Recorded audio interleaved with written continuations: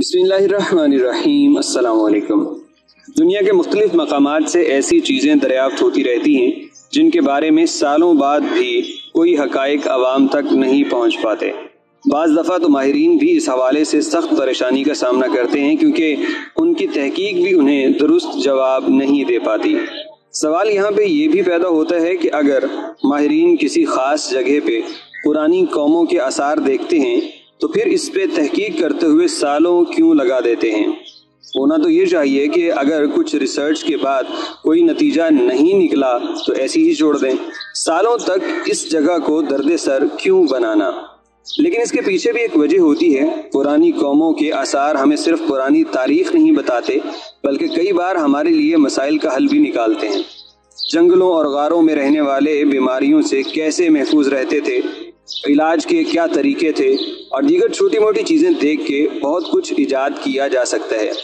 इसी वजह से माहिरीन किसी भी कौम के सालों पुराने आसार भी बड़े अहम समझते हैं। हाल ही में मुहक्किकीन ने भारत में ऐसे द्योहेकल और पुरअसरार मर्तबान दरियाफ्त किए हैं। कुछ के ख्याल में कदीम दौर में शायद इंसानी तदफीन के लिए ये इस्तेमाल किए जाते थे, लेकिन ज़्यादातर इस राय को दुरुस्त नहीं मानते। उनकी नज़र में ऐसे मर्तबानों का कुछ और ही मकसद था। मर्तबान मिट्टी के एक बर्तन को कहा जाता है। आम तौर पे इसमें खाने पीने की चीज़ें स्टोर की जाती हैं जैसे अचार वगैरह।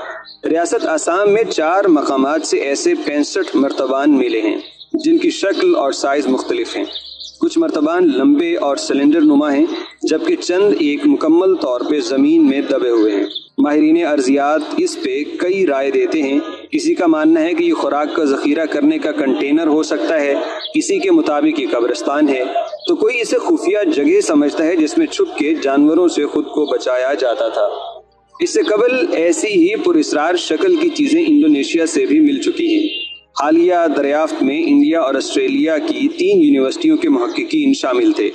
त्रिलोक ठाकुरिया जो कि भारत की तरफ से रिसर्च टीम का हिस्सा थे, उन्होंने बताया कि अभी तो ये मर्तबान खाली हैं लेकिन पहले इनमें सोना था और ऊपर से ढक्कन भी बंद थे।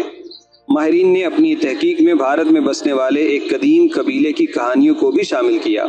400 कबल मसीह में यहाँ एक कौम आबाद थी। इस कौम के मुतालिक ऐसी कहानियाँ सुनने को मिलती हैं। इन्हें ज़मीन में दफन मोतियों और दीगर नवादरात से भरे कुछ बर्तन मिले थे जिसमें मुर्दों को जलाया गया था। बाज़ लोगों के मुताबिक ये बात हकीकत के करीब तर हो सकती है।